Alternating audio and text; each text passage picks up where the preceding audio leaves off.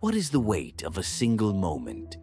The moment a door closes, the moment a light goes out, the moment a child is last seen safe in her bed. For the family of Asha Degree, the weight of one such moment, in the very early hours of February 14th, 2000, has been crushing, unrelenting, and definitive. It split their lives into a before and an after. This is not just a story of a missing child, it is a story of a paradox, a profound and unsettling contradiction at its core. It is the story of a girl described by everyone who knew her as shy, obedient, and deeply fearful of the dark, of dogs, of thunderstorms, who, according to the official investigation, willingly left her safe, warm home in the dead of night into precisely the kind of darkness and storm that would have terrified her. It is a case that presents us with a handful of tangible, physical clues, and yet seems to retreat further into shadow the more we examine them. For over 24 years, the question has hung over Shelby, North Carolina, and over the world of unresolved mysteries. Who was Asha Degree, and what happened to her on that rainy, windy night? My name is Your Name Channel Name, and today we are going to walk gently and with the utmost respect through the timeline of Asha's disappearance. We will look at the facts as they are known, explore the landscape of her life, and sit with the unbearable silence that followed. This is an exploration of a mystery that has, so far, refused to yield. To understand the profound shock of Asha's disappearance, we must first understand the world she inhabited. Asha Degree was 9 years old. She lived with her parents, Harold and Equila, and her older brother O'Brien, in a small, single-story brick home on the outskirts of Shelby, a city in Cleveland County, North Carolina. By all accounts, it was a close-knit, loving, and structured household. Asha was a third grader at Falston Elementary School. Her teachers and family describe her as quiet, sweet-natured, and a bit of a perfectionist. She was a good student. She loved sports, especially basketball. She idolized Michael Jordan and the Charlotte Hornets. She loved her Barbies. She was a typical little girl in so many ways. But there was another side to her personality that everyone who knew her has consistently emphasized. Asha was markedly timid. She was afraid of the dark. She was scared of stray animals, particularly dogs. She was terrified of thunderstorms. Her brother O'Brien has said that on nights when their parents were out, if a storm rolled in, Asha would be too scared to even get up and turn on a light. She would call for him to do it. This point is not a trivial detail. It is the central pillar of the paradox. This was not a daring, adventurous child prone to running away. This was a homebody, a child who sought safety and familiarity. The weekend before she vanished was a normal one. She attended a slumber party for a cousin on Saturday night. On Sunday, February 13th, she went to church with her family. Later, she and O'Brien played basketball outside with their father. That evening, the family visited relatives. They returned home around 8 p.m. The power went out briefly that night due to the worsening weather, a foreshadowing of the storm to come. Asha helped her mother find candles. She did her homework. The family watched television together. There was no sign of distress, no argument, no hint of turmoil. According to her parents, Asha was in good spirits. At around 8:30 p.m., she went to bed in the room she shared with her brother. O'Brien was in the top bunk. Asha was in the bottom. Her parents checked on them before retiring to their own room around 10:30 p.m., the last confirmed sighting of Asha. Degree, safe and sound, was in that bottom bunk in her home with her family all around her. The stage was set, the conditions outside were deteriorating, and sometime between that 10:30 p.m. check and the next morning, the unthinkable began. Harold Degree, Asha's father, was a shift worker. In the early hours of Monday, February 14th, Valentine's Day, he got up for work. The time was approximately 2:30 a.m. He has stated that he peeked into the children's room. In the darkness, he saw what he believed to be two lumps in the beds. He assumed both his children were asleep. He left for work. The storm was now full-blown. Rain was coming down in sheets, driven by gusty wind. It was pitch black, and the temperature was in the 30s. It was a miserable, frightening night. At around 6:30 a.m., Asha's mother, Aquila, woke up to get the children ready for school. She went into their room. O'Brien was in his top bunk. Asha's bottom bunk was empty. At first, Aquila wasn't immediately alarmed. She thought perhaps Asha had gotten up early, maybe gone to the bathroom, or was in another part of the small house. She checked. Nothing. She woke O'Brien and asked where his sister was. He didn't know. The search of the house intensified. Panic began to rise. Asha was not in any closet, not under any bed. Her school clothes for the day were still laid out, but something was missing. Her book bag and the clothes she had been wearing the day before, a white shirt, jeans, and white sneakers, were gone. Aquila called Harold at work. He rushed home. They called relatives. By 7:30 a.m., they had called the police. The Cleveland County Sheriff's Office responded. The initial assumption, perhaps a natural one, was that this was a runaway case. A young girl had possibly left home. But that assumption immediately ran into the brick wall of Asha's known character and into the brutal weather conditions. Why would this child run into that? A search of the immediate area began, and it was then that the first and perhaps most crucial pieces of the puzzle were found, not at the house but over a mile away. Highway 18, also known as Falston Road, runs north-south just past the Degree family's backyard. In the hours and days after Asha was reported missing, law enforcement and volunteers scoured this roadway, and they found things. Two motorists, independent of each other, would come forward to report they had seen a small figure, believed to be a child, walking southbound on Highway 18 between 3:30 a.m. and 4:15 a.m. that night. One driver, a trucker, said he even swerved to avoid the person, noting they were wearing light-colored clothing. He said the figure darted into the woods as his truck passed. He thought it was a woman from a domestic dispute. It was only later he realized it might have been a child. The second driver reported a similar sighting. The timeline and location of these sightings, if accurate, placed a small person walking along that dark, rain-swept highway over an hour after Harold left for work and well before Aquila woke up. Then the search parties made physical discoveries.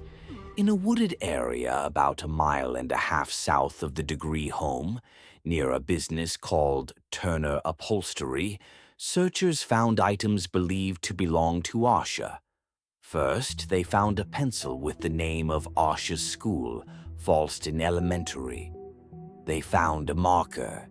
And they found, buried in the dirt near a shed, a single plastic artificial pearl from a hair bow. Most significantly, they found a distinct, candy-striped hair bow that matched one Asha was known to own and wear.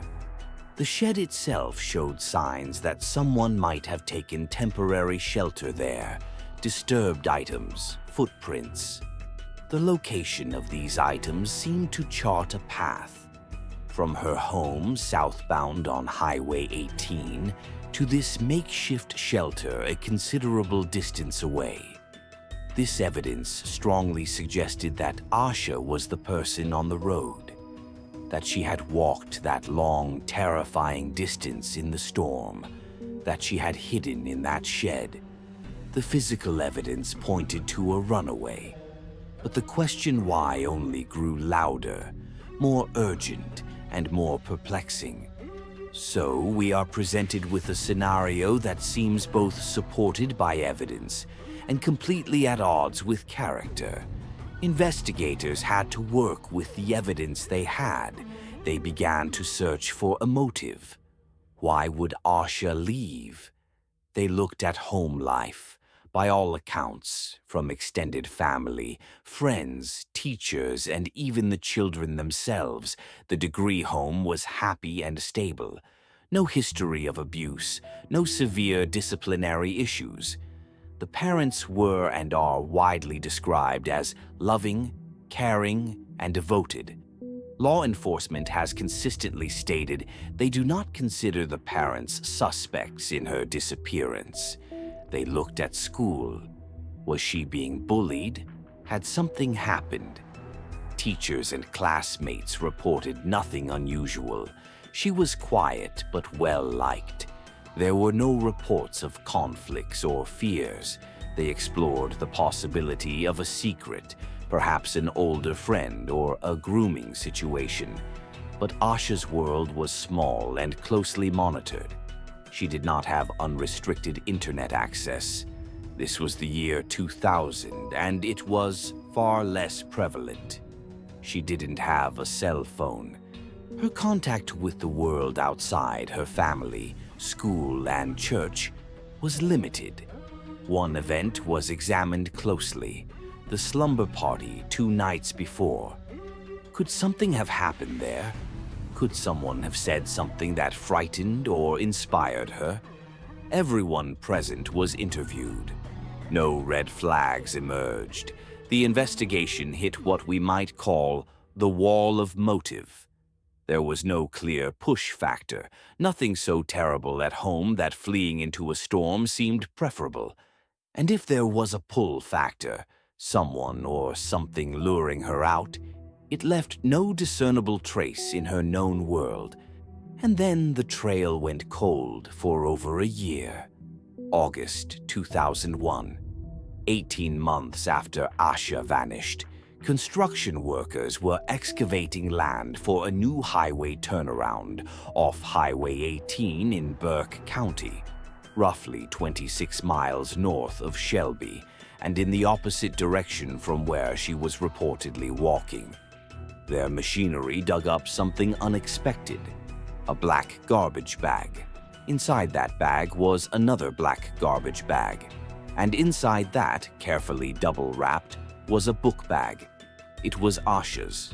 It was identified by a distinctive New Kids on the Block logo, and by personal items inside, including her name, her school, and a library book about a basketball star. This was a staggering discovery. The book bag was not discarded by the side of the road. It was not hastily thrown into woods near the shed. It was buried, intentionally concealed, and it was found a significant distance away, wrapped in a manner that suggested deliberation, not panic. The contents were meticulously examined. Along with Asha's personal items, there were other things: a t-shirt that did not belong to her, a pair of jeans that did not belong to her. These items were new, with the price tag still attached. They were from a specific type of store. This changed everything. The discovery of the book bag did not solve the case. It deepened the mystery exponentially. It strongly suggested that Asha did not act alone. that someone, after she disappeared, had possession of her most personal belonging, that someone took great care to hide it, to distance it from the original scene. The presence of other new clothing items pointed to preparation, or perhaps to a sinister form of grooming, a gift used to gain trust. The narrative now had to encompass not just a runaway, but likely an encounter. Someone met Asha that night, or someone was expecting her. So, we are left to piece together a night that remains fundamentally unknowable. Based on the evidence, here is the prevailing theory of law enforcement. Sometime between 2:30 a.m. and 3:30 a.m. on February 14th, 2000, Asha Degree, for reasons we may never understand, dressed in her day-old clothes, took her book bag and left her home.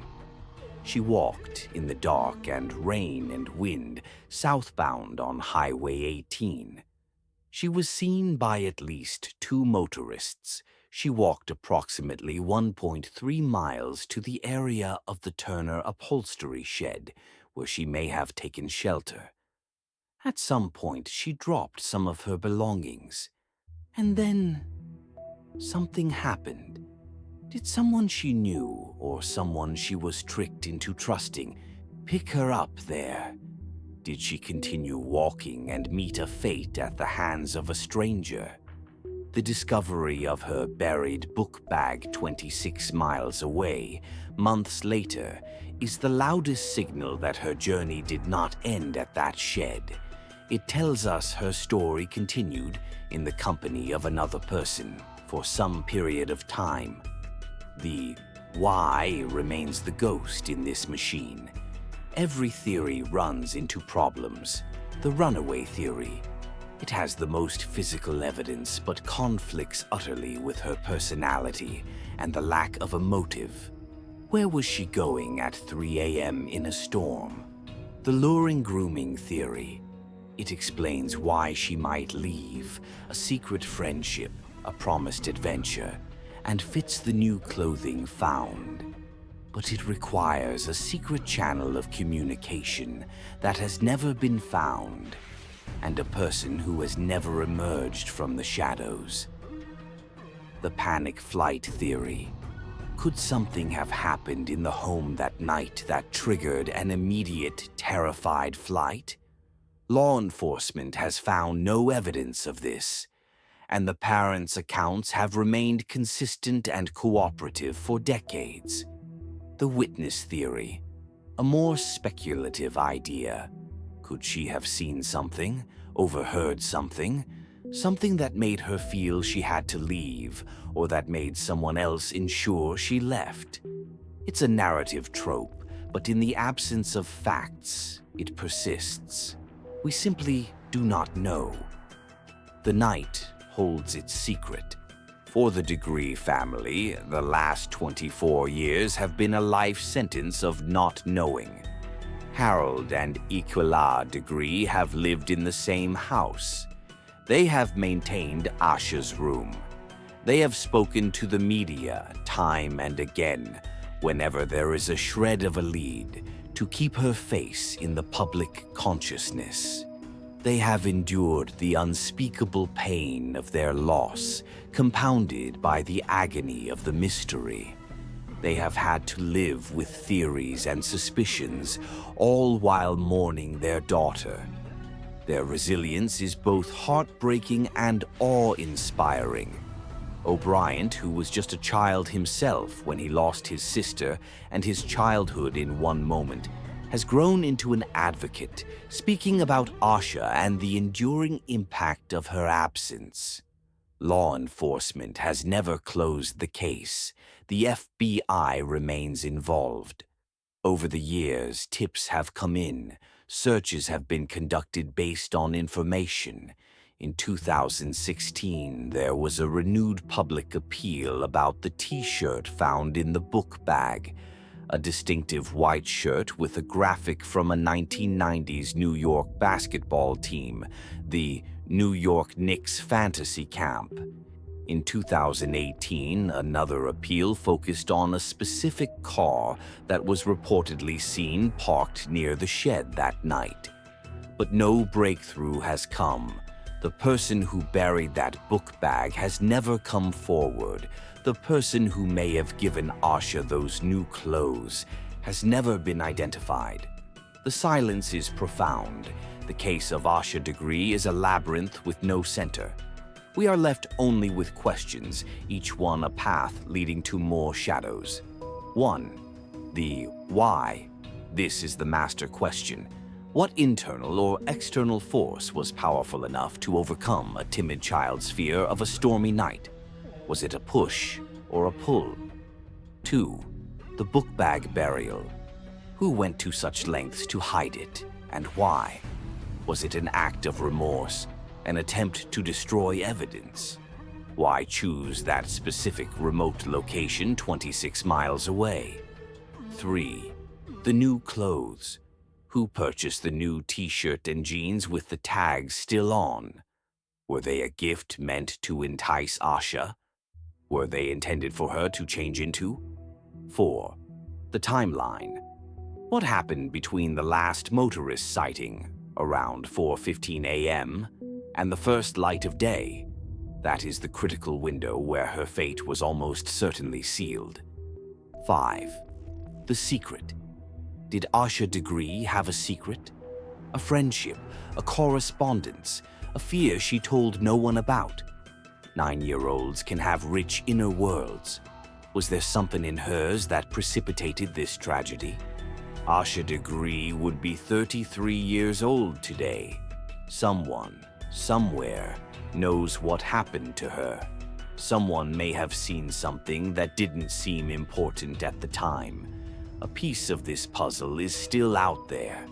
The FBI's Cleveland County Field Office and the Cleveland County Sheriff's Office still consider this an active investigation. There is a reward for information. Stay connected with us by hitting subscribe button.